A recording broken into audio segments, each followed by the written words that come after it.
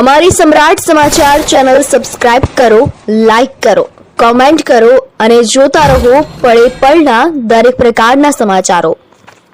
તળાજાના આસપાસના વિસ્તારમાં ઉપરાંત સમગ્ર તાલુકાના વિસ્તારમાં છેલ્લા કેટલાક સમયથી સિંહોની અને દીપડાની અવરજવર જોવા મળી રહી છે। તળાજા તાલુકાના મેથળા મધુવન વિસ્તારમાં આવેલી બાવળની કાંઠમાં એક સાવજે પોતાનું રહેઠાણ બનાવ્યું હોવાનું જાણવા મળે છે।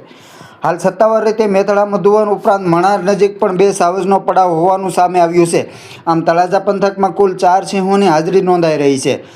દરમિયાન ગઈકાલે ખંડેરા નજીક દરિયાના પટ્ટામાં ઘેટાના ટોળામાં ભૂરા અને લંગડા નામથી ઓળખાતા 2 નર સિંહો ત્રાટક્યા હતા।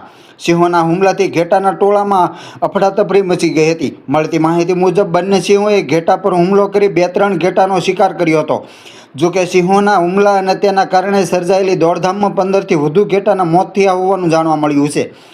ઘેટા સામાન્ય રીતે સમૂહમાં રહેતા પ્રાણી છે। જ્યારે આવા ટોળામાં સિંહ કે દીપડા જેવા હિંસક પ્રાણીનો હુમલો થાય ત્યારે માત્ર નખ કે દાંતની ઈજા જ નહીં પરંતુ ભયના કારણે પણ સર્જાતી નાસભાગમાં પણ અનેક ઘેટા ઈજાગ્રસ્ત થઈ મોતને ભેટતા હોય છે।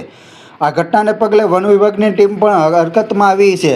રેન્જ ફોરેસ્ટ ઓફિસરના જણાવ્યા મુજબ માલધારીને નુકસાનનું યોગ્ય વળતર મળી રહે તે માટે જરૂરી કાગળોની કાર્યવાહી તૈયાર કરવામાં આવી રહી છે।